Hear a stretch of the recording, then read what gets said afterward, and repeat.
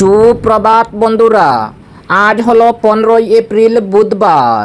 আজকের সকালের বরাক উপত্যকার শ্রীভূমি, করিমগঞ্জ, শিলচর, হাইলাকান্দি সহ আসামের বিশেষ বিশেষ খবরগুলি হলো: শিলচর কালাইন উচ্চ মাধ্যমিক বিদ্যালয়ে ছাত্রছাত্রীদের ভর্তি নিয়ে উত্তাল পরিস্থিতি, সড়ক অবরোধ। বিস্তারিত থাকবে প্রতিবেদনে। স্কুটির নিয়ন্ত্রণ হারিয়ে ভয়াবহ সড়ক দুর্ঘটনা, প্রাণ গেল এক যুবকের, আহত আরও এক। আমেরিকার ট্রাম্পের সঙ্গে 40 মিনিট উচ্চ পর্যায়ের ফোন আলাপ ভারতের প্রধানমন্ত্রী নরেন্দ্র মোদীর। আগামী 17ই এপ্রিল উচ্চ মাধ্যমিক অর্থাৎ হায়ার সেকেন্ডারির ফলাফল প্রকাশ করা হবে, ঘোষণা অসমের মুখ্যমন্ত্রী হিমন্ত বিশ্ব শর্মার। শিলচরে ট্রাফিক পুলিশের উপর হামলা, আটক অটো চালক। হাইলাকান্দিতে মাধ্যমিক অর্থাৎ ম্যাট্রিক পরীক্ষার ফলাফল হতাশাজনক হওয়ায় জেলা প্রশাসনের পক্ষ থেকে তদন্ত কমিটি গঠন। ফের উত্তপ্ত হয়ে উঠেছে মণিপুরের বিষ্ণুপুর। গণহিংসায় আহত অন্তত 18 জন। ভারতকে ভয়ঙ্কর ধোঁকা দিয়েছেন মোদি। মোদির আমেরিকা চুক্তিতে দেশ জুড়ে ক্ষতির আশঙ্কা রাহুল গান্ধীর।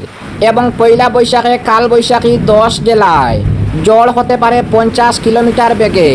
তাহলে বিস্তারিত খবরে যাওয়ার আগে অবশ্য ভিডিওটিতে একটি লাইক দিয়ে চ্যানেলটি সাবস্ক্রাইব করে পাশের বেল আইকনটি বাজিয়ে রাখবেন এবং ফেসবুক পেজে দেখে থাকলে পেজটি ফলো করে ভিডিওটি শেয়ার করবেন, যাতে সঠিক খবরগুলি সবার কাছে পৌঁছাতে পারি।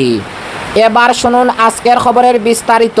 প্রথম খবর, কালাইন উচ্চ মাধ্যমিক বিদ্যালয়ে ছাত্রছাত্রীদের ভর্তি নিয়ে উত্তাল পরিস্থিতি, সড়ক অবরোধ।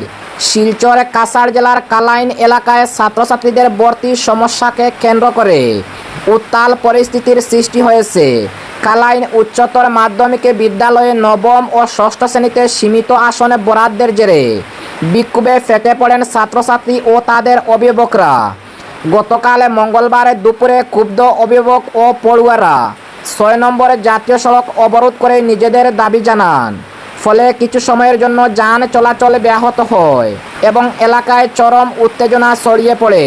অপরদিকে স্কুটির নিয়ন্ত্রণ হারিয়ে ভয়াবহ সড়ক দুর্ঘটনা, প্রাণ গেল এক যুবকের, আহত আরও এক। শোনিতপুর জেলার রাঙ্গাপাড়া এলাকায় এক মর্মান্তিক পথ দুর্ঘটনায় শোকের ছায়া নেমে এসেছে। গতকাল মঙ্গলবার ঘটে যাওয়া এই দুর্ঘটনায় এক যুবকের ঘটনাস্থলেই মৃত্যু হয়। অপর এক যুবক গুরুতরভাবে আহত হয়ে বর্তমানে চিকিৎসাধীন। প্রাপ্ত তথ্য অনুযায়ী একটি স্কুটিতে করে 2 যুবক রাঙ্গাপাড়া থেকে মিসামারির উদ্দেশ্যে রওনা দিয়েছিলেন। পথ চলাকালীন হঠাৎই স্কুটির নিয়ন্ত্রণ হারিয়ে যায় এবং সেটি রাস্তার ধারে ছিটকে পড়ে।